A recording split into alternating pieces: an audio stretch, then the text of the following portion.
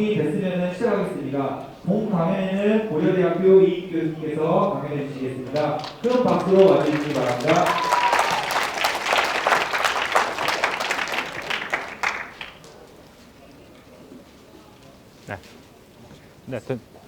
네, 안녕하세요. 오늘 강의를 맡은 고려대학교 이인규입니다. 제가 오늘 여러분한테 강의를 할 내용은 통신의 과거, 현재, 그리고 미래라는 주제로 준비를 했습니다. 그러니까 통신은 여러분 거의 초등학생부터 거의 스마트폰 얻는 학생이 거의 없는 상황인데, 과연 여러분이 사용하는 그런 스마트폰이 옛날에는 어떤 형태로 됐을까, 그런 거에 대해서 여러분 좀 궁금해하는 학생들도 많겠죠.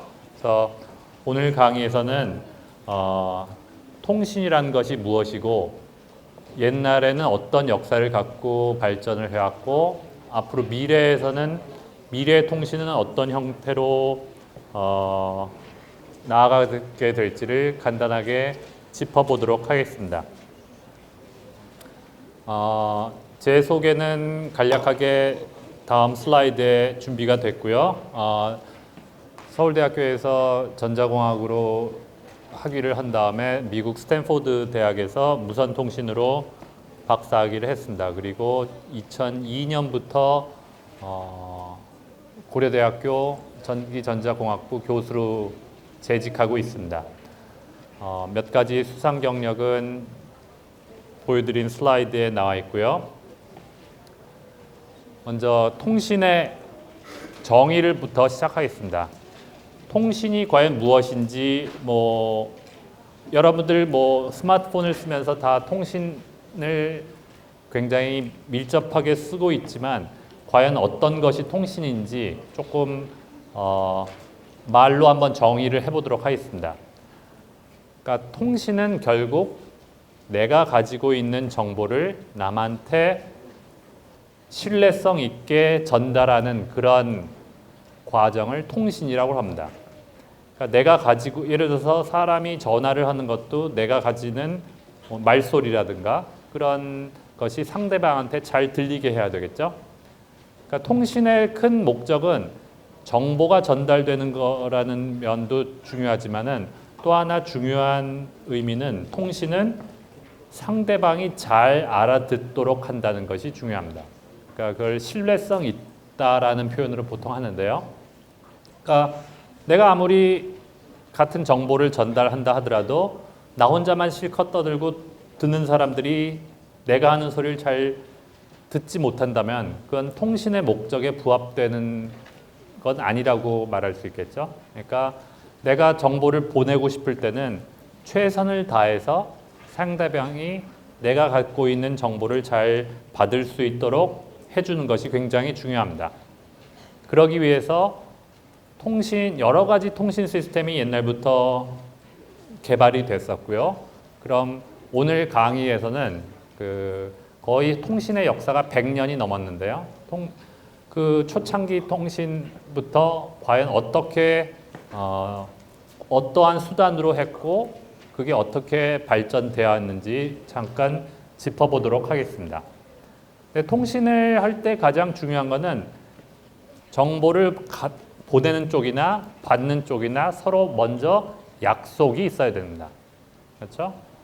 내가 0101로 이루어진 어떤 정보를 보낼 때 받는 쪽도 보내는 사람이 어떤 식으로 보내는지를 미리 알고 있어야 훨씬 더 수월하게 통신이 이루어집니다. 그래서 대부분의 통신 시스템에서는 어떤 규칙이 중요합니다. 내가 보내는 사람이 사용하는 규칙, 받는 사람의 규칙을 서로 알고 있다는 가정에서 시작합니다. 통신의 3요소를 먼저 간략하게 보면은 첫 번째 왼쪽에 보이는 것이 송신기입니다. 그러니까 정보를 전달하는 그런 기기가 되겠고요. 그걸 받는 쪽은 수신기가 되겠죠. 그러니까 송신기와 수신기가 가장 간단하게 말했을 때 얘기하는 통신의 입력과 출력입니다. 그럼 보내는 쪽에서는 보통 해야 되는 것은 내가 전달하고자 하는 정보를 적절하게 신호로 바꿔서 전송이 이루어져야 되겠고요. 수신단에서는 송신단에서 보냈던 신호를 적절하게 다시 정보로 환원시키는 과정이 필요하겠습니다. 그리고 이 가운데 들어있는 것이 통신 채널이라고 썼는데요. 이게 뭐냐면은 송신자와 수신자가 보통은 멀리 떨어져 있죠.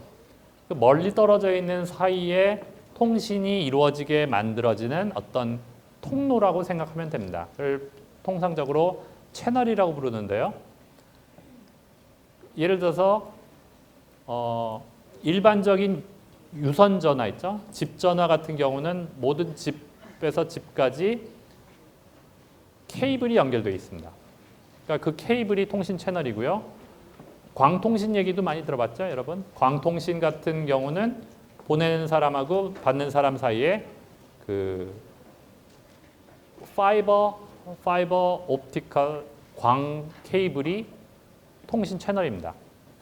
그럼 무선 통신은 뭐겠어요? 무선 통신 상황에서 통신 채널은 안테나와 안테나 사이에 빈 공간입니다.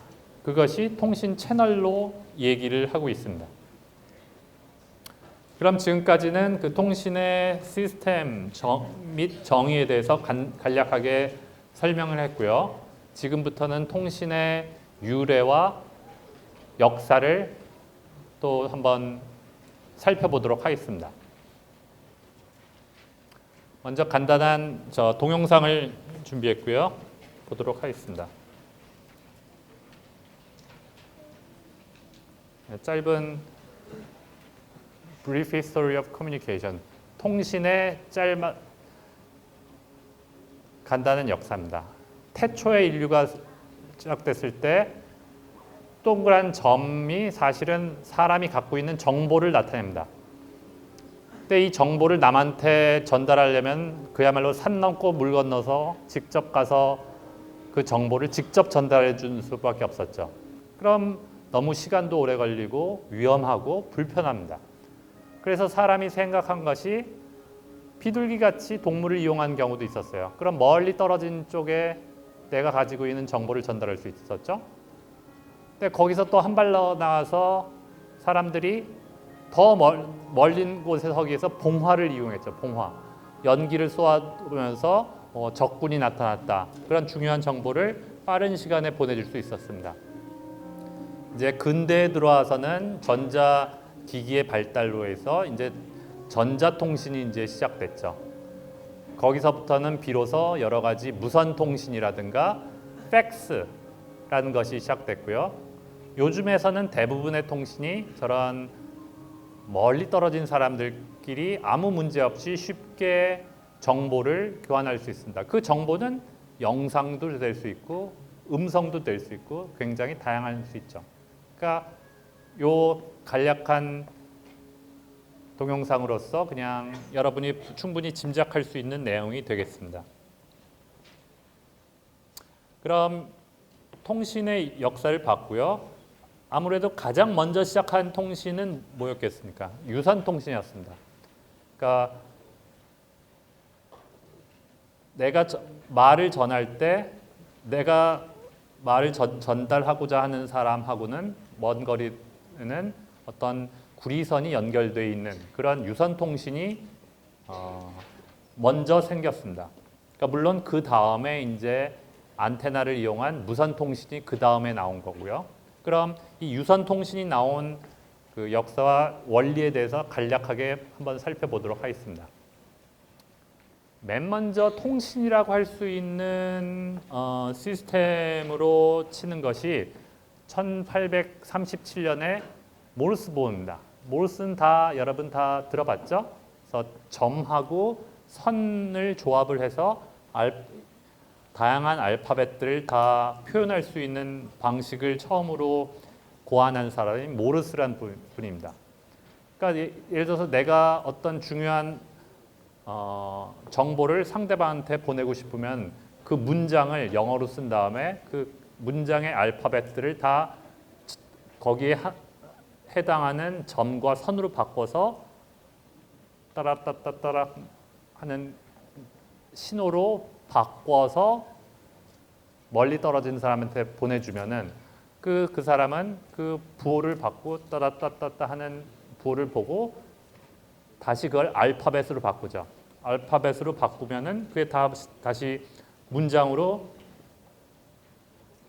바뀜으로써 보내고자 하는 정보를 우리가 다시 해독할 수 있었습니다.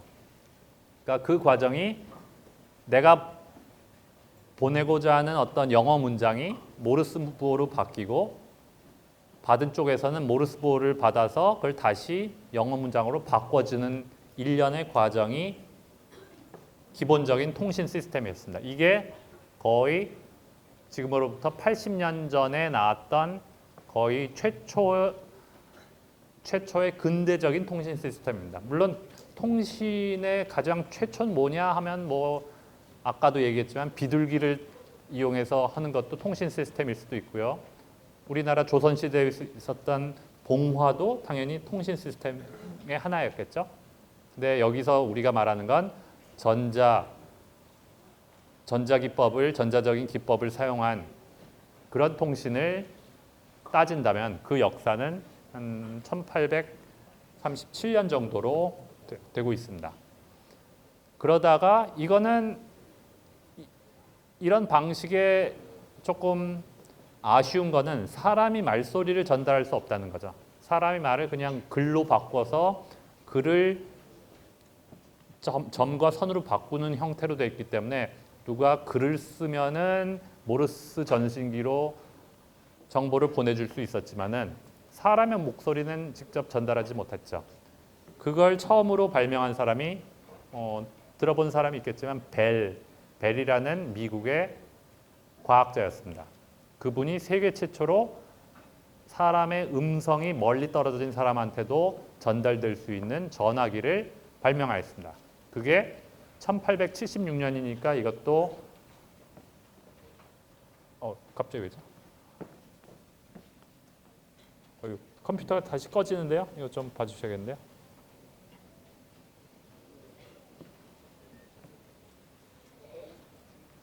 여기 컴퓨터 좀 누가 봐주시겠어요?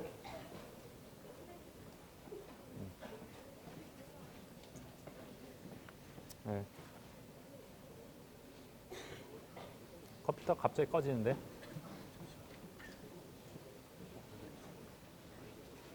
갑자기 다시 시작합니다. 그렇게 나왔어요. 네. 업데이트구나. 아유.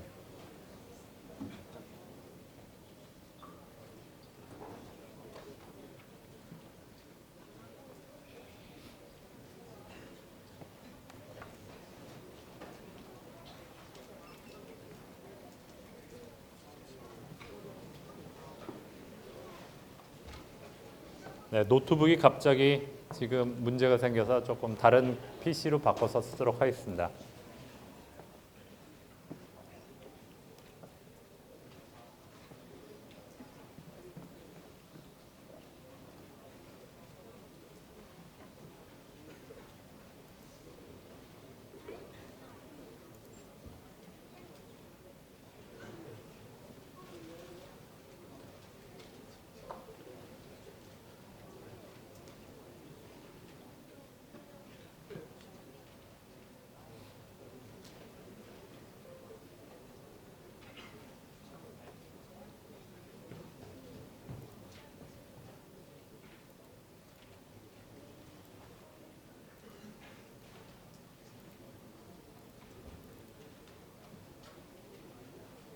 그럼 이거 판을 슬라이드 넘길 때 뭘 써야 되나요?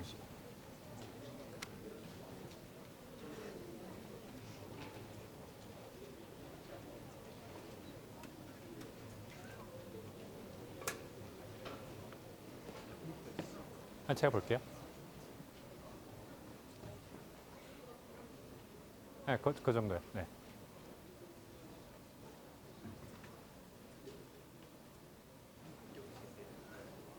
네, 됩니다. 네. 네, 다시 좀 문제 다시 해결됐고요. 다시 계속하도록 하겠습니다. 벨이란 분이 세계 최초의 전화기를 발명한 것이 1876년입니다. 그러니까 지금으로부터 약 한 150년 정도 됐죠. 그러니까 역사가 꽤 오래됐습니다. 그러니까 이분이 굉장히 원시적인 형태의 어떤 마이크, 결국 마이크죠. 사람이 말소리를 마이크를 통하면은 그게 전기 신호로 바뀌고요. 그 바뀐 전기 신호가 구리선을 따라서 멀리 떨어진 사람한테 전달이 되고 그 전달된 전기 신호가 다시 스피커를 통해서 말소리로 다시 환원돼서 나온 것을 세계 최초로 만든 것이 벨입니다. 그러니까 사람의 목소리란 정보가 전기 신호로 바뀌었고 그게 다시 받는 쪽에서는 원래 사람 목소리로 복원이 됐습니다. 그럼 이러한 일련의 과정이 과연 어떤 식으로 해야 가장 좋을지 그 원리에 대해서 뒤에 가서 좀 더 설명하도록 하겠습니다. 그러니까 유선통신의 원리를 볼 때 여러분 초등학교 들어가기 전에 이런 놀이는 누구나 다 한번 해봤죠? 그러니까 종이컵 전화기는 다들 한 번씩 해봤을 겁니다. 그러니까 이게 잘 알겠지만 종이컵 바닥을 뚫어서 실로 연결해서 얘기를 하면은 그게 들립니다. 근데 이거를 종이컵 전화기를 맨 처음에 아이들한테 보여주면은 마치 이 소리가 엄마가 아이한테 가까이 있기 때문에 소리가 직접 다 들리는 걸로 잘못 생각하고 있습니다. 근데 실제로 그렇지 않습니다. 여기서 엄마가 굉장히 소곤소곤 얘기를 해도 아이한테 잘 들립니다. 그러니까 심지어 요 아빠는 엄마가 한 소리를 못 들어도 아이는 종이컵 전화기로 엄마 목소리를 잘 들을 수 있어요. 그 원리가 뭐냐면은 엄마의 목소리가 보면 여기 알겠지만은 엄마의 목소리가 종이컵 전화기를 이어주는 실의 진동을 일으킵니다. 그 진동이 아이가 들고 있는 종이컵에다가 종이컵 밑면을 진동을 시켜서 일종의 스피커 역할을 하는 거예요. 그래서 그 엄마의 목소리가 아이가 들고 있는 조그마한 스피커에서 들리는 형태가 됩니다. 그렇기 때문에 이 종이컵 전화기에 연결되어 있는 실이 굉장히 중요한 역할을 하는 겁니다. 실에서 떨리는 엄마의 목소리가 이 실에 조그만 눈에 보이지 않는 그 진동을 만들어서 사람 목소리가 가는 겁니다. 그래서 아이는 엄마의 정보를 받게 되는 그런 원리가 되겠습니다. 그러니까 이게 굉장히 간단한 형태로 보이지만 방금 얘기한 대로 종이컵 전화기에서 요 실이 통신을 가능하게 만들어주는 통신 채널이라고 부르는 겁니다. 그래서 그걸 조금 더 전자공학으로 발전시켜서 얘기를 하면은 아까 얘기했던 그 실의 진동이 뭐냐면은 전자공학에서 말하는 전자의 진동으로 표현할 수 있습니다. 그러니까 보내는 사람이 하는 송신 전화가 전화선을 통해서 정보가 멀리 떨어진 곳에 가는 것이 유선 통신의 원리가 되겠죠. 그래서 보는 바와 같이 이것도 마찬가지로 보낸 사람의 목소리라든가 그런 것이 받는 사람한테 가는데 이때는 실이 떨리는 건 아니고요. 전화선 케이블의 전기 신호로 바뀌어서 가는 거겠죠. 여기까지는 굉장히 기본적인 유선 통신에 대한 원리를 얘기했고요. 무선 통신에 대해서 조금 더 얘기를 해보도록 하겠습니다. 당연히 무선 통신이 훨씬 더 유용하고 사람들이 많이 쓰죠. 유선 통신은 선이 연결되어 있는 거리 안에서밖에 통신이 안 되기 때문에 조금 제약 조건이 있습니다. 근데 무선 통신은 핸드폰만 서로 갖고 있으면 멀리 떨어진 사람도 얼마든지 할 수 있죠. 그러니까 훨씬 더 유선 통신보다 유용함이 많습니다. 특히 무선 통신의 가장 큰 장점이 뭐겠어요? 그건 사람이 움직이면서 통신이 가능하다는 겁니다. 유선 통신 같은 경우는 받는 사람이나 보내는 전화를 건 사람이 한 위치에만 고정되어 있어서 움직이지를 못하죠. 하지만 무선 통신의 가장 큰 장점 중에 하나는 전화를 거는 사람이나 받는 사람이 상당히 빠른 속도로 움직여도 아무 문제가 없습니다.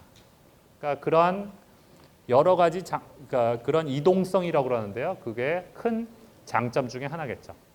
그럼 이런 무선 통신의 원리에 대해서 잠깐 한번 보도록 하겠습니다. 당연히 유선 통신과 비교해서 무선 통신은 더 그 이후에 나타났습니다. 아까 여러분이 봤던 벨이 1870년대에 나타났었죠. 근데 무선 통신을 맨 처음으로 이런 시스템으로 만들어서 발명해서 보여준 것이 1900년입니다. 그러니까 한 유선 통신보다 한 30여 년 더 늦게 나타났습니다. 이걸 처음으로 보여준 분이 이 사진에는 마르코니라는 분입니다. 마르코니도 굉장히 유명한 공학자, 과학자셨는데요. 이분이 보여준 것은 뭐냐면은 대서양이 어디예요? 유럽이랑 미국을 사이에 있는 커다란 바다가 대서양이죠. 그러니까 미국에서 뉴욕 쪽에서 유럽 런던 간의 무선 통신을 세계 최초로 보여줬습니다. 그게 1900년에요. 그러니까 지금으로부터 120년 전이죠. 그러니까 120년 전에 이미 우리가 사용하고 있는 무선 통신 기법을 사용해서 실험에 보여줬습니다. 물론 이거는 과학적인 실험이기 때문에 원리가 우리가 생각해놓은 원리가 실제로도 적용이 된다는 걸 보여주기 위한 그런 목적이었기 때문에 상용화에는 또 시간이 더 오래 걸렸죠. 그렇지만 여튼 사람의 목소리를 무선 전자기파로 바꿔서 해준 최초의 실험이 되겠습니다. 이건 무선 통신의 어떤 좀 재미있는 그림이 있어서 하나 본 거고요. 사람들이 궁금해합니다. 어떻게 선이 없는데 내 목소리가 들리냐? 원리를 잠깐 보도록 하죠. 사람의 목소리는 그냥 통신이 아니라 바로 옆에 있는 사람하고 얘기할 때는 내가 말하는 것이 음파가 돼서 상대방한테 소리가 전달됩니다. 여러분이 제 강의를 다 들을 수 있는 것은 물론 마이크에서 나오는 스피커 소리지만 스피커에서 나오는 사운드, 음파 웨이브가 여러분 귀에 들어가서 들리는 거죠. 이건 굉장히 가까운 거리에서 되는 거고요. 무선 통신은 훨씬 더 멀리 떨어진 사람들끼리 통신이 가능합니다. 그런데 음파는 사실 실제로 도달거리가 굉장히 짧습니다. 내가 여기서 예를 들어서 사람이 사람 사이에 한 100m만 떨어져도 말소리가 거의 전달이 안 될 거예요. 그 이유는 음파라는 게 굉장히 도달거리가 짧습니다. 도달거리가 짧다는 소리는 멀리 퍼지지 못해요. 그러니까 음파 자체로는 무선 통신을 이룰 수가 없습니다. 그 대신 그럼 무선 통신을 하려면 어떻게 해야 되냐? 훨씬 더 멀리 퍼져나가는 신호의 도움을 받아야 됩니다. 그것이 이제 뒤에 가서 설명한 전자기파라는 게 있습니다. 그러니까 사람의 말소리를, 음성 정보를 전자기파 형태로 바꿔줍니다. 변환을 해줘서 그럼 그게 결국 보내는 사람의 발신자의 안테나와 수신자의 안테나 간에 서로 신호를 주고받는 거가 되겠죠. 그런데 여러분이 사용하고 있는 스마트폰이 결국 요즘은 안테나를 거의 못 보죠. 옛날 전화기 뭐 폴더폰 같은 거 보면 알겠지만 옛날에는 안테나가 다 삐죽이 나왔어요. 근데 요즘은 기술이 발달해서 안테나가 다 스마트폰 속에 내장이 되어 있습니다. 그래서 안테나가 보이지 않을 뿐이지 사실 분해해 보면 다 들어가 있습니다. 근데 그 안테나가 하는 일은 뭐냐면은 여러분이 말을 하면은 그 말소리가 일종의 이러한 전자기파로 바꿔진 다음에 스마트폰에 있는 안테나를 통해서 나가는 거고요. 여러분이 전화를 받을 때도 마찬가지로 여러분 스마트폰에 있는 안테나가 요 신호를 받아서 음성 신호로 바꿔주는 그런 역할을 하는 겁니다. 그럼 조금 지금까지는 그냥 전반적인 개요를 했고요. 약간 과학적인 설명을 하도록 하겠습니다. 먼저 주파수란 얘기를 하도록 하겠습니다. 주파수는 아마 여러분이 한 중학교 물리 정도부터, 중학교 아니면 고등학교 물리부터 배우는 새로운 수학적인 정의입니다. 주파수는 뭐냐면은 어떤 보통 이것도 또 삼각함수를 고등학교 때 여러분 배울 텐데요. 삼각함수가 이렇게 보통 사인 웨이브라고 부릅니다. 사인 웨이브가 같은 모양이 계속 반복되죠. 이 한 번에 반복되는 한 번 똑같은 모양이 반복될 때까지 걸리는 시간을 주기라고 합니다. 한 주기. 어떤 반복적인 신호가 반복되는 첫 번째 그 사이클을 주기라고 하고요. 주파수는 그것을 역수를 취한 것입니다. 그러니까 예를 들어서 이 주기가 한 번 할 때 0.1초 걸렸다. 0.1초면은 주파수는 0.1을 0.1로 나눠준 10이 주파수가 되겠죠. 그리고 주파수의 단위는 헤르츠입니다. 헤르츠. 네. 여러분이 지금 집에서 쓰는 모든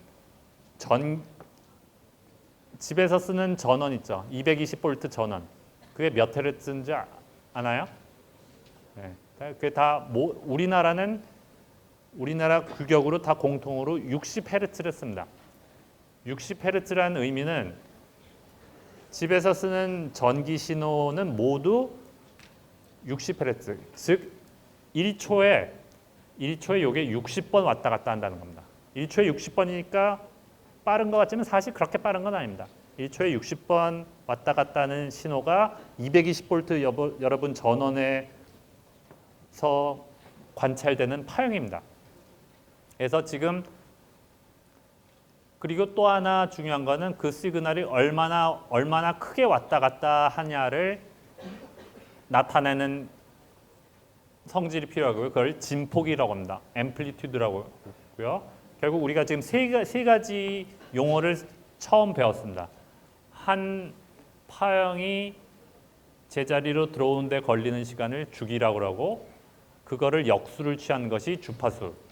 그리고 그 파형이 커지고 작아지는 그 최대 변화량을 진폭이라고 합니다. 그럼 여기서 이거의 의미가 사람의 목소리랑 이런 파형이랑 어떻게 관련인지 잠깐 설명을 해보도록 하겠습니다. 사람의 말소리를 전자공학에서 많이 쓰는 실험 기기 중에 오실로스코프라고 있어요. 오실로스코프라는 기계를 떠서 이용해서 신호를 관찰하면은 결국은 이런 형태로 보입니다. 그럼 내가 진폭이 어떤 신호는 파란색은 1이고 검은색 신호는 진폭이 2죠. 그러니까 진폭이 작은 거랑 큰 게 있습니다. 이걸 사람 목소리로 비교하면은 이게 진폭은 목소리에서 무엇을 결정할까요? 진폭이 큰 신호랑 진폭이 작은 소리는 사람 목소리로 비교하면 뭐가 달라지는 걸까요? 네. 사람 목소리 크냐 작냐입니다. 크게 얘기하는 거랑 작게 얘기하는 거. 그게 이 진폭의 크기입니다.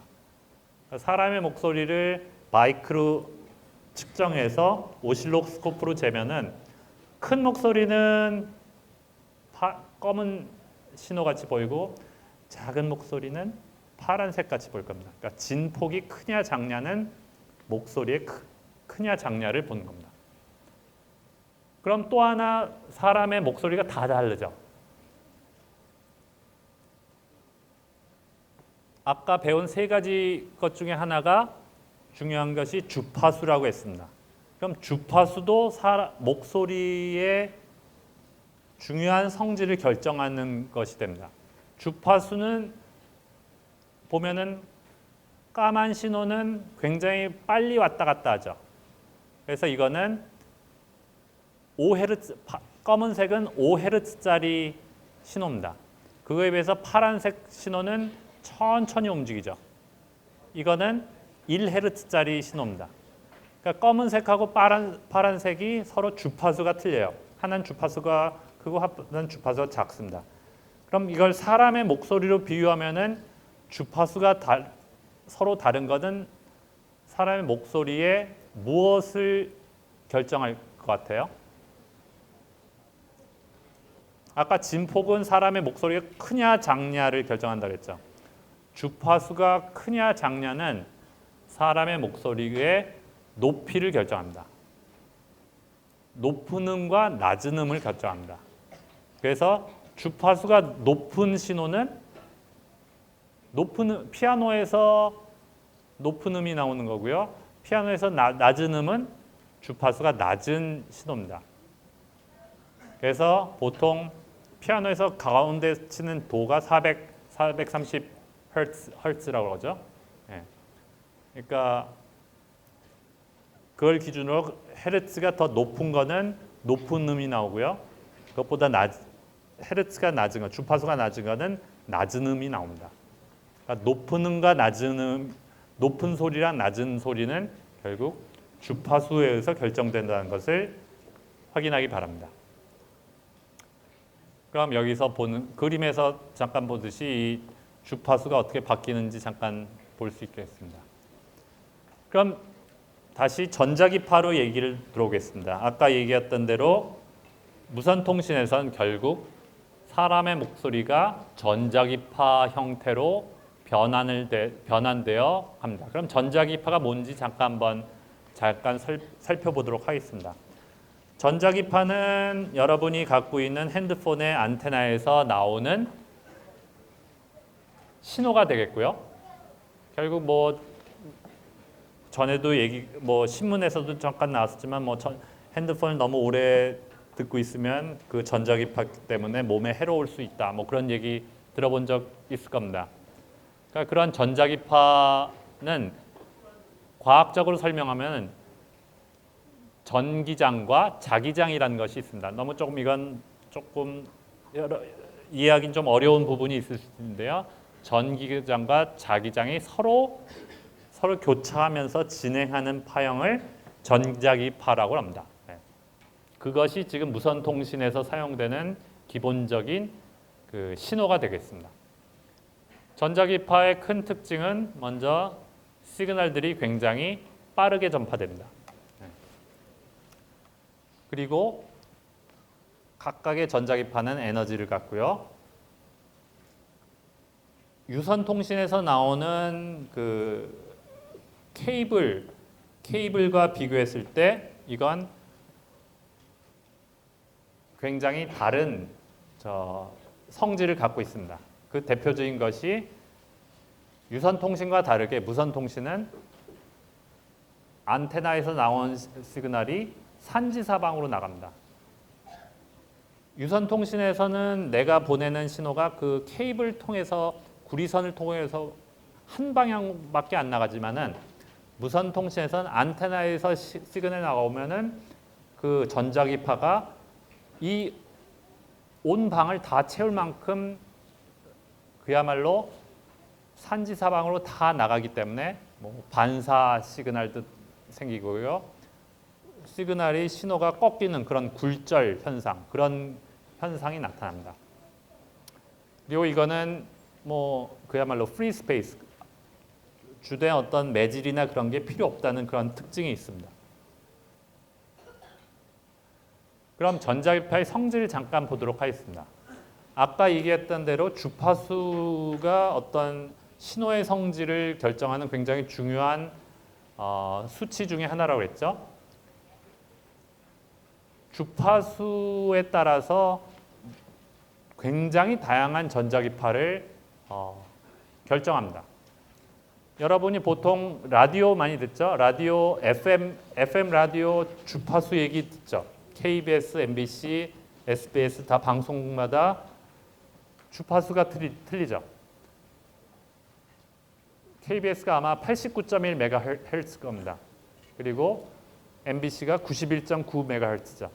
그 말하는 89.1, 91.9라는 그 수치가 뭐냐면은 그 라디오 방송국이 사용하는 전자기파의 주파수입니다. 그러니까 89.1MHz라는 건 100만입니다. 100만. 그러니까 89.1MHz라는 건 결국 8,900만 헤르츠입니다. 1초에 신호가 8,900만 바뀌는 굉장히 빠른 속도의 신호로 이루어진 것이 KBS 방송국에서 사용하는 전자기파 주파수입니다.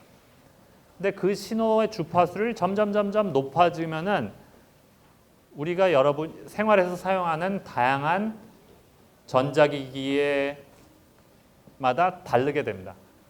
여러분이 집에서 다 쓰고 있는 전자레인지 오븐이죠. 전자레인지 오븐은 약 그게 전자레인지 오븐 스타트를 누르면 뭔가 안에서 버튼을 누르면 뭔가 안에서 뭔가 열을 발생시키는 그런 동작이 시작되죠.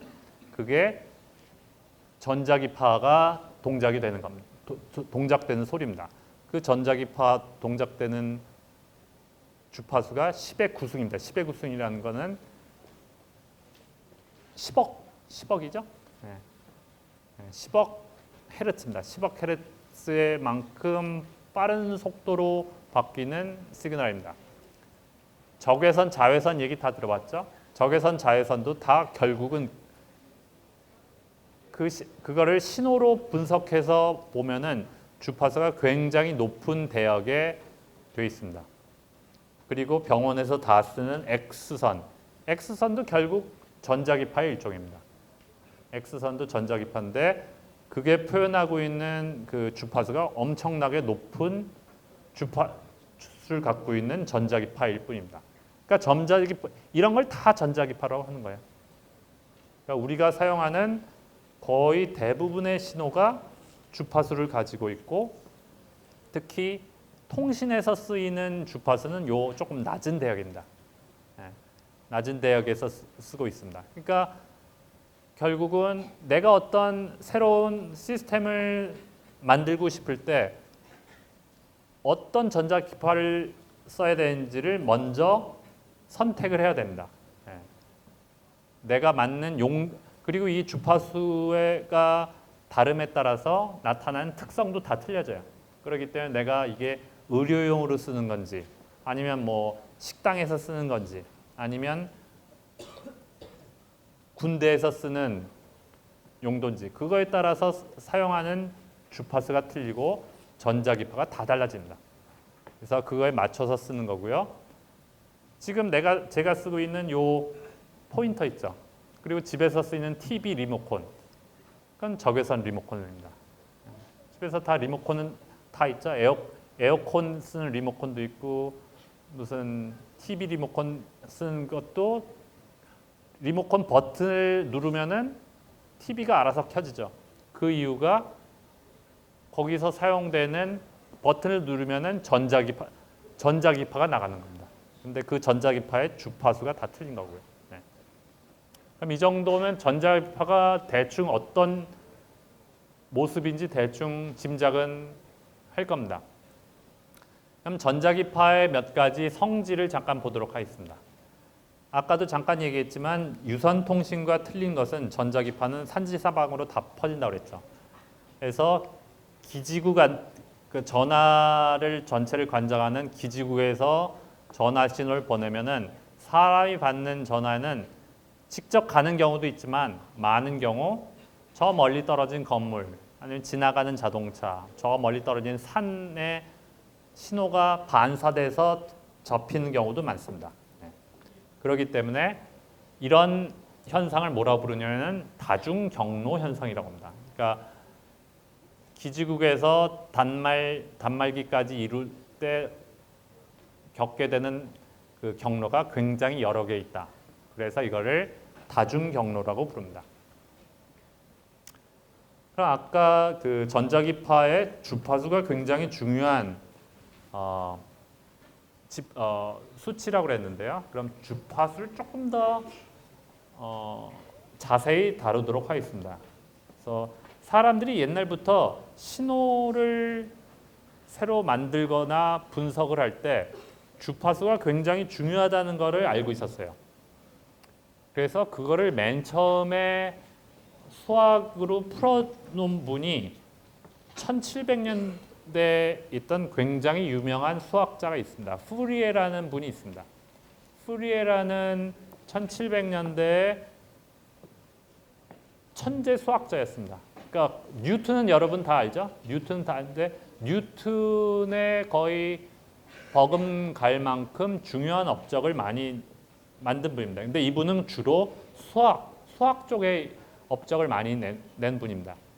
그래서 여기 나온 건 굉장히 좀 복잡하게 보이지만 말로 좀 간략하게 설명하도록 하겠습니다. 그러니까 푸리에란 분이 처음에 보여준 거는 다음과 같은 겁니다. 세상의 모든 신호는 코사인과 사인으로 합치면 얻을 수 있다는 겁니다. 지금 뭐 코사인, 사인은 초등학생, 중학생은 조금 알기 힘든 기호일 수 있을 테고요. 그러니까 다름이 아니라 이렇게 생긴 거를 사인 신호라고 그러고요. 밑에 있는 이런 신호를 코사인이라고 합니다. 두 개를 적절하게 조합을 하면은 세상의 모든 신호를 다 만들 수 있다는 겁니다. 네. 이게 그냥 말로만 들었을 때는 전혀 그럴 것 같지가 않습니다.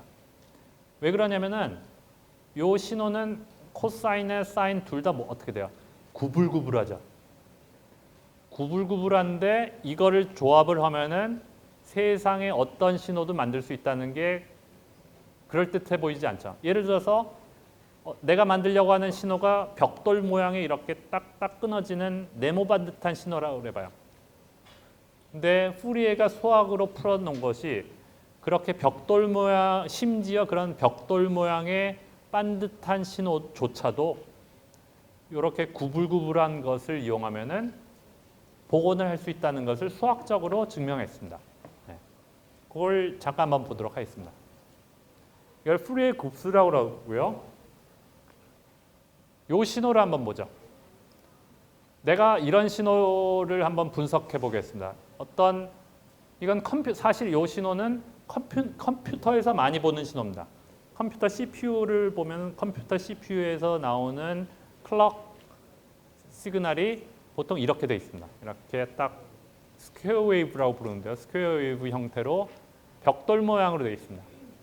근데 푸리에가 200년 전에 증명한 것은 300년 전에 증명한 것은 이 신호가 앞에 보인 요 꾸불꾸불한 코사인과 사인으로 만들 수 있다는 걸 보였습니다. 한번 어떻게 되는지 한번 보도록 하죠. 푸리에 수식에 나왔던 푸리에 급수를 손으로 풀어보면은 조금 복잡하지만 이러한 수식이 나옵니다. 네. 그러니까 여기서 보일 거는 그냥 사인이죠. 사인의 주기를, 사인의 주파수를 계속 바꿔가면서 무한히 많이 더해주면은 그 신호가 이렇게 바뀐다는 걸 지금부터 한번 보이도록 하겠습니다. 이건 첫 번째 사인입니다. 첫 번째 사인을 그냥 합치겠습니다. 앞에 보였던 요 서메이션은 수많은 사인을 서로 누적해 나간다는 의미죠. 그걸 한번 보이도록 하겠습니다. 첫 번째 사인 웨이브를 더하면 그냥 요게 되죠. 여기에다가 방금 보여주었던 이 큰 거에다가 요 자그마한 사인 웨이브를 더 더하겠습니다. 이거를 여기에다가 더해주면 두 개의 신호를 합치면 어떻게 되겠어요? 그럼 이렇게 바뀝니다. 그럼 여기다가 세 번째로 조금 신호가 진폭이 작아지고 주파수가 더 커졌죠? 좀 자자자자하겠죠? 요 신호를 여기다가 오른쪽에다 더해 주겠습니다. 그럼 어떻게 될 것 같아요? 이렇게 됩니다. 여기다가 또 네 번째로 더 작은 거를 주파수가 더 커진 신호를 여기에다가 더해 주겠습니다. 그럼 파형이 어떻게 될 것 같아요? 더 규칙적으로 되겠죠? 이걸 계속 반복해 나갑니다. 다음에 요거를 또 더해 줍니다. 그럼 뭔가 좀 더 사각형 모양으로 바뀌는 걸 볼 수 있죠? 지금 이거는 서로 다른 사인 신호를 5개만 합친 겁니다. 근데 이거를 그 사인 신호는 요겁니다. 요거를 다 처음에 m이 1부터 5까지만 더해준 거고요. m이 1부터 무한대까지. 그러니까 뭐 100만 개, 1000만 개 그걸 다 더해주면은 우리가 원하는 시그널을 얻을 수 있습니다. 그래서 이거를 다 더해주면은 신호가 거의 스퀘어 웨이브로 수렴해지는 것을 볼 수 있습니다. 이 정도만 되니까 거의 벽돌 모양 스퀘어 웨이브가 나오죠. 굉장히 흥미로운 결과입니다. 그래서 거의 이건 한 10번 정도 사인 웨이브를 합치니까 이 정도 나오고요. 20개를 하면은 이 정도 나오고요. 50개를 하면 이 정도가 나옵니다. 마지막으로 100개 정도 하면 거의 똑같이 나오죠. 이게 굉장히 재미있는 현상입니다. 꾸불꾸불한 사인 웨이브를 적절하게 주파수를 조절해서 더해주면은 전혀 꾸불꾸불한 파형하고 전혀 관계없어 보이는 벽돌 모양의 신호도 원래대로 복원할 수 있다는 것이 간단한 예가 되겠습니다. 이거는 그냥 그야말로 예고요. 그러니까 세상의 모든 신호를 이렇게 만들 수 있다는 겁니다. 그러니까 그 소리는 뭐냐? 세상의 모든 신호는 결국 서로 다른 주파수들의 합으로 표현된다는 의미입니다. 그러니까 사람의 목소리가 내가 말하는 소리랑 학생이 하는 소리가 목소리가 다 틀리죠. 그 이유가 사람의 목소리마다 포함되고 있는 주파수가 다들 틀려서 그렇습니다. 어떤 사람 나보다 톤이 높은 사람은 신호를 분석해 보면 그 사람의 목소리의 주파수가 더 높은 겁니다. 나보다 더 굵직한 저음의 목소리를 내는 사람의 신호를 분석해 보면 그 사람의 목소리는 이런 신호들의 주파수가 낮은 쪽에 많이 포함되고 있기 때문에 그렇습니다. 그래서 여기서 말하고자 하는 것은 우리가 전달하고자 하는 신호, 음성 신호든 뭐 영상 신호든지 간에 결국은 이렇게 서로 다른 주파수를 가진 신호로 표현된다는 것을 예로 보여준 겁니다. 근데 이거는 100개만 한 거죠. 근데 이거를 뭐 1000개, 10,000개 하면 나중엔 이게 원래 함수랑 완전히 똑같이 나옵니다.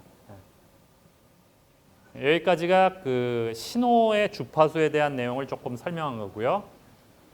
지금부터는 아날로그 통신과 디지털 통신을 잠깐 구별해서 설명하도록 하겠습니다. 아날로그와 디지털은 여러분 웬만큼 많이 들어서 알고 있죠. 아날로그와 디지털. 아날로그는 보통 어떤 신호가 연속적으로 바뀌는 정보를 아날로그 형태라고 얘기합니다. 그거에 비해서 디지털 정보는 신호가 딱딱 끊겨서 0, 1, 2 정수같이 바뀌는 보통 그걸 디스크리트하고 바뀐다고 그러는데요. 그렇게 바뀌는 정보를 디지털 정보라고 합니다. 그러니까 시그널이 신호가 이렇게 계속 연속적으로 바뀌는 걸 아날로그 시그널, 그렇지 않고 0101 그렇게 바뀌는 것을 디지털 정보라고 합니다. 근데 요즘은 거의 모든 것이 다 디지털로 바뀝니다. 그래서 여러분이 사용하는 스마트폰도 다 당연히 디지털 정보입니다. 그럼 사람이 말하는 거는 뭐예요? 사람 목소리는 아날로그에 디지털이에요. 사람 목소리는 다 아날로그입니다. 그런데 여러분이 사용하고 있는 폰은 디지털이에요. 그럼 어떻게 해야 돼요? 그거를 바꿔줘야 됩니다. 그래서 뭐 자세히 설명은 하지 않겠지만 이러한 사람 목소리 같은 아날로그 정보를 전송이 가능한 0102 형태로 바꿔주기 위해서 핸드폰에서 맨 먼저 하는 것이 여러분이 전화를 하면 핸드폰에 마이크에 말을 하는 거죠. 그 마이크가 사람 목소리를 이렇게 받은 다음에 거기 나온 칩을 이용해서 0102로 바꿔줍니다. 그 프로세스가 스마트폰에서 작동이 되기 때문에 그런 요즘에는 대부분 이런 디지털 폰을 사용하는 거죠. 그럼 어떻게 아날로그 정보가 디지털 0102로 바뀌는지를 잠깐 설명하도록 하겠습니다. 예를 들어서 내가 사람의 목소리가 이렇게 나왔다 그래봐요. 그러니까 아날로그 정보입니다. 그럼 맨 먼저 할 것은 그것을 샘플링을 합니다. 샘플링하는 거는 이렇게 연속적인 정보가 아니라 뚝뚝뚝뚝 끊어져서 가운데 있는 동그라미로 보이는 정보만 바꾸는 것입니다. 그걸 보통 표본화라고 얘기합니다. 그럼 이 표본화된 샘플링된 값을 가지고 다음에 양자화라는 과정을 거칩니다. 영어로 퀀타이제이션이라고 하는데요.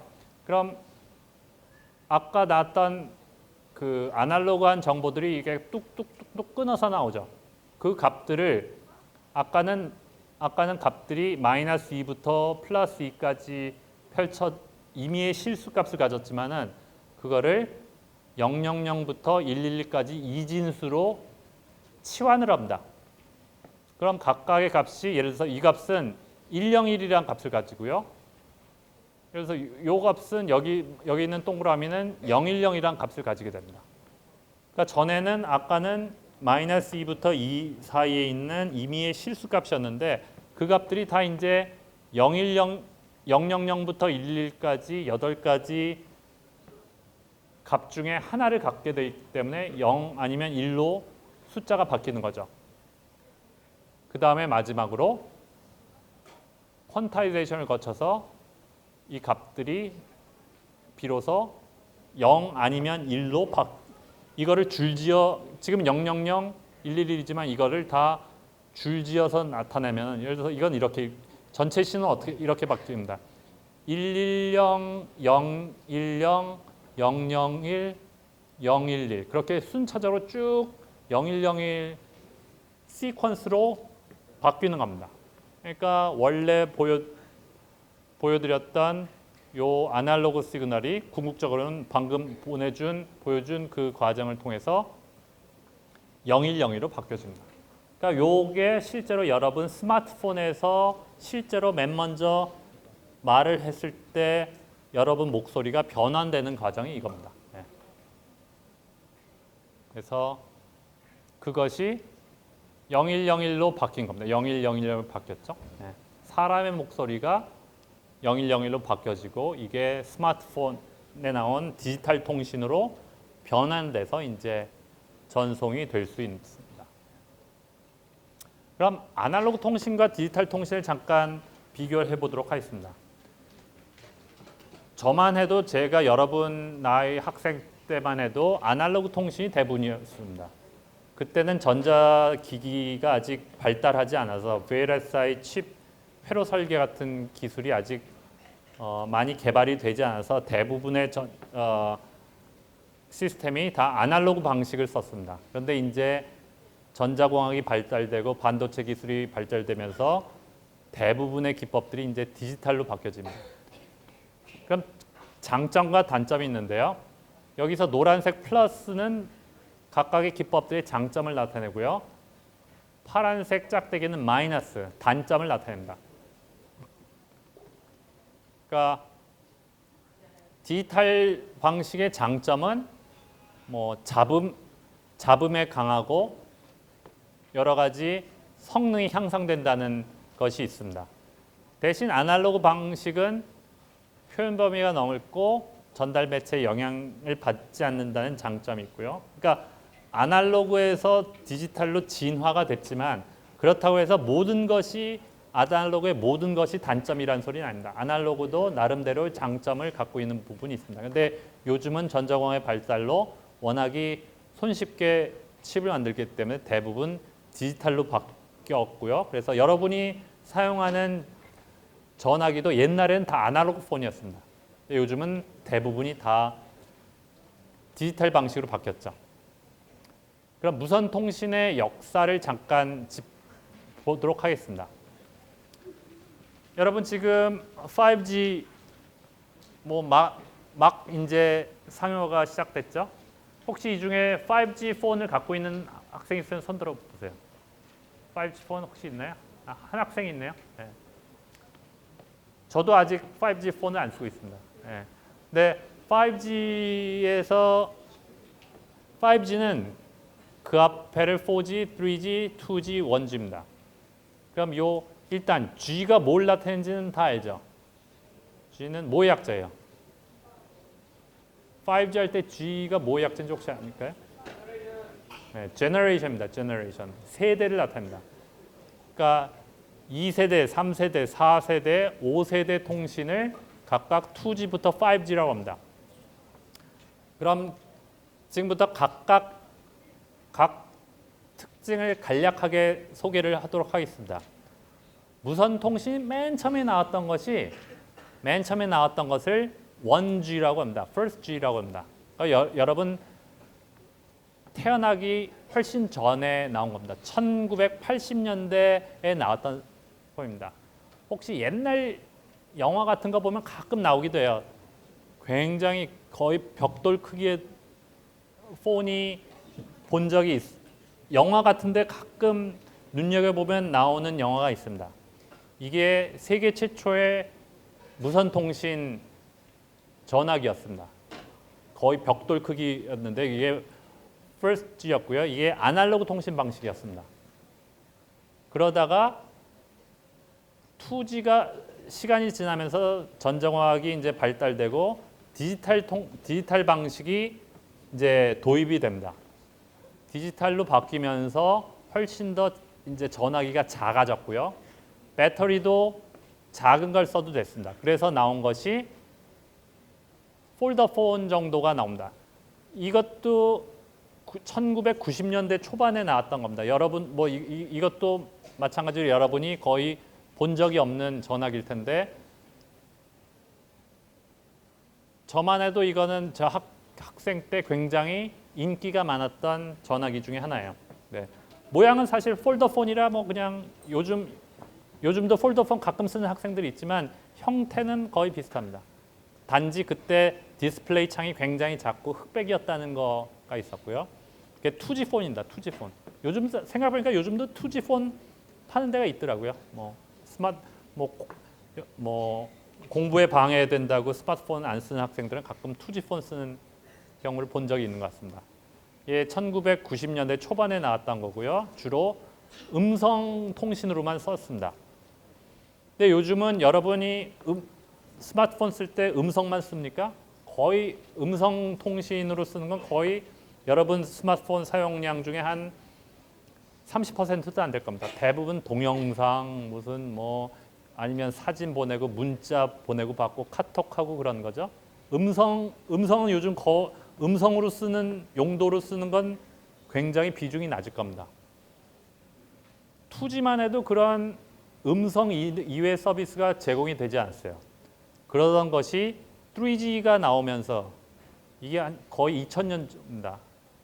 2000년 정도 되면서 이제 슬슬 데이터가 가능한 통신 방식이 도입이 됩니다. 그래서 3G가 나왔고요.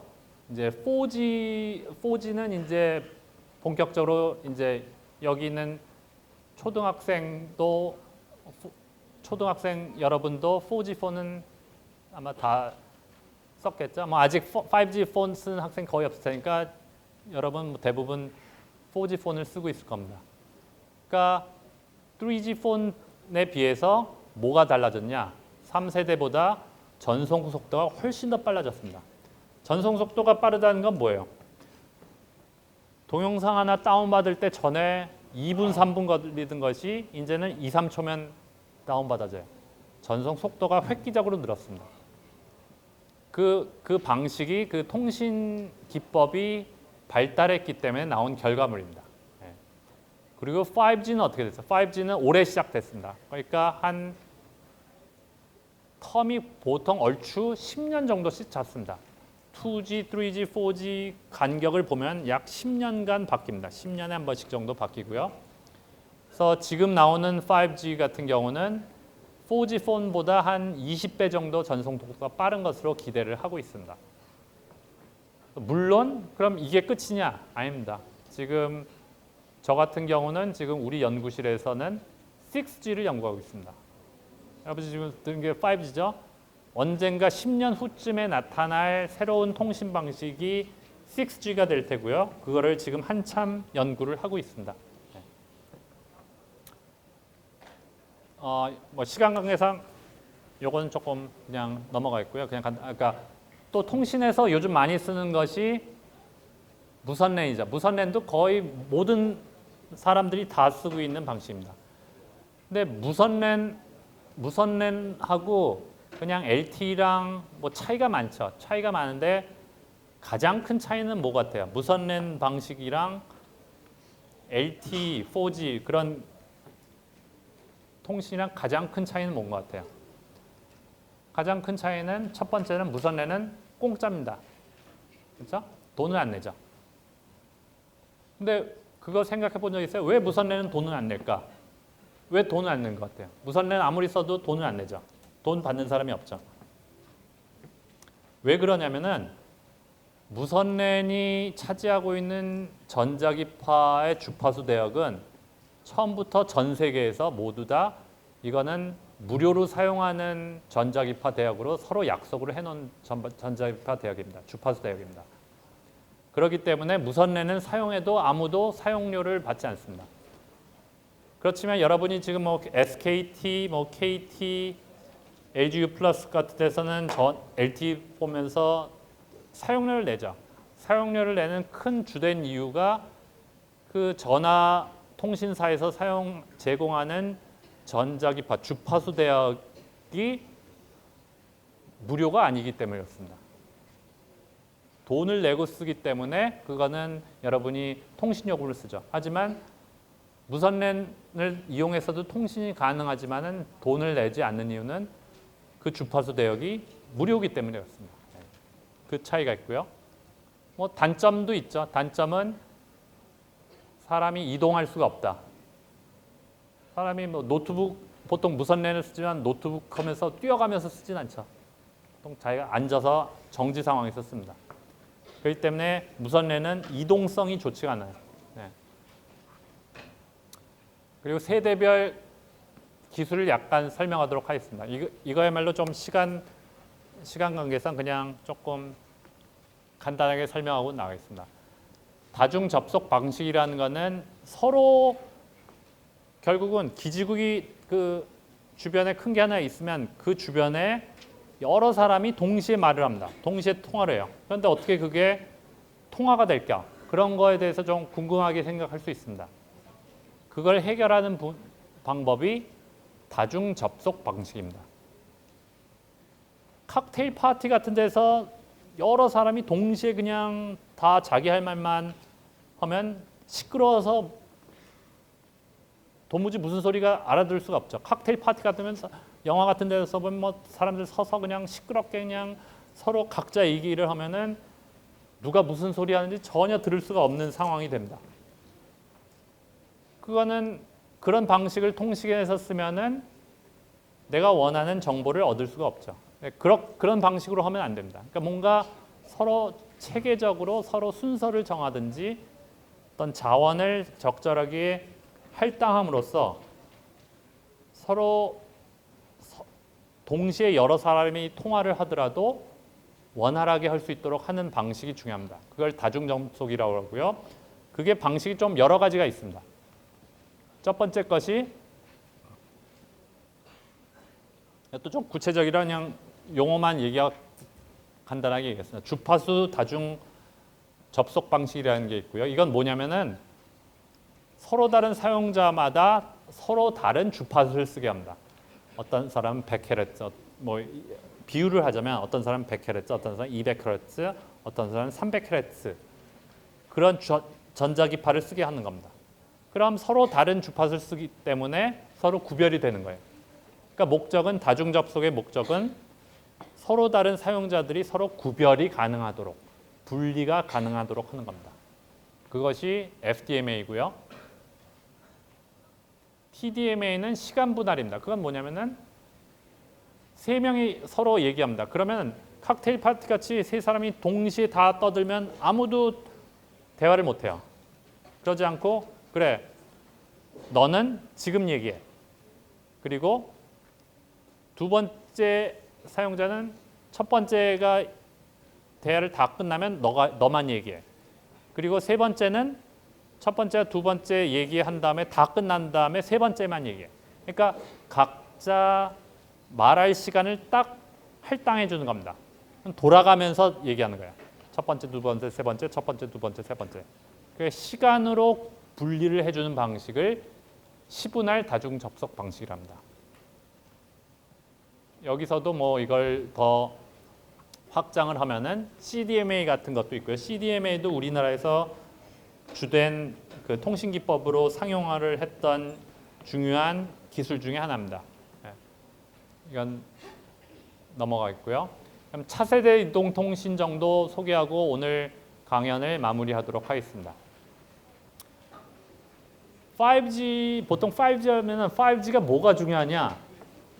어떤 기술이 있길래 그렇게 전송 속도가 높아지냐? 여러 가지 이유가 있지만 가장 중요한 기법으로 다중 안테나 기법이라는 것을 들 수 있습니다. 이건 뭐냐면 말 그대로 사용하는 전화기에서 안테나를 하나만 쓰는 게 아니라 안테나를 2개, 3개를 쓰는 겁니다.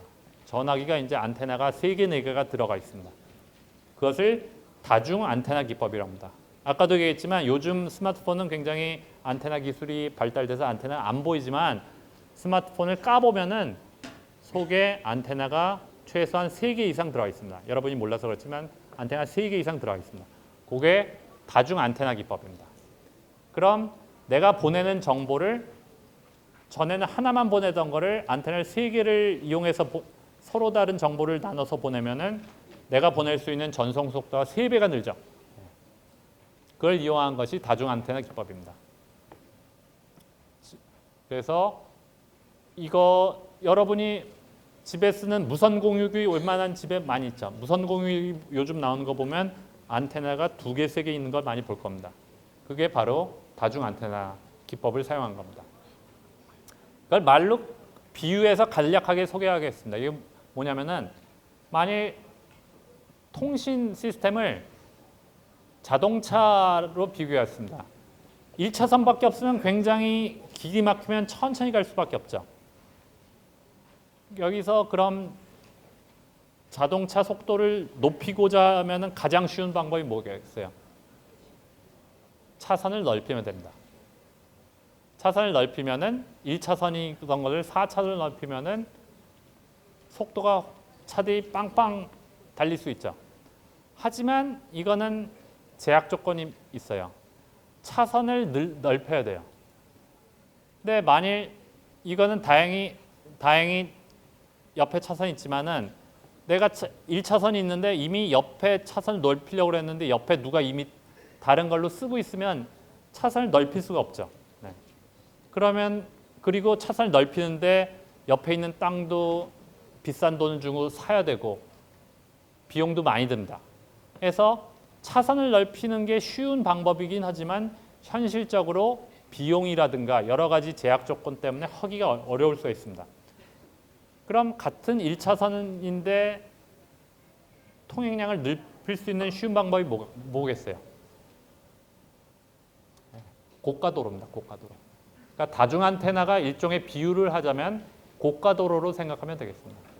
그러니까 1차선으로 달리는 중에 차선을 옆으로 넓히는 게 아니라 고가도를 만들어서 통행량을 넓히는 그런 기법이 되겠습니다. 그래서 다중 안테나가 실제로 적용된 사례를 그림으로 보여줬습니다. 이런 부분은 대충 넘어가겠습니다. 그래서 5세대 통신은 4세대에 비해서 최소 10배 이상 전송 속도가 제공된다. 그걸 얘기를 했고요. 그래서 4세대 같은 경우는 1GBps 정도 속도가 됐는데 5G에서는 20GBps 정도를 기록하고요. VR, AR, 홀로그램, 자율주행 같은 기법을 이용해서 주된 어플리케이션이 될 것으로 보이고 있습니다. 그래서 특징이 저렇게 됐고 5G 같은 경우는 전송 속도가 높아지는 게 큰 특징이 되겠습니다. 지연 시간도 줄고, 네. 그래서 요즘 나온 사물 인터넷이라든가 홀로그램, 무인 자동차, 증강현실 다양한 응용 범위를 예상하고 있습니다. 이제 상용화됐기 때문에 아직은 특별히 눈에 띄는 어떤 어플리케이션이 나오지 않지만 곧 조만간에 이러한 다양한 4G에서 보지 못했던 다양한 적용 사례들이 나올 것으로 기대하고 있습니다.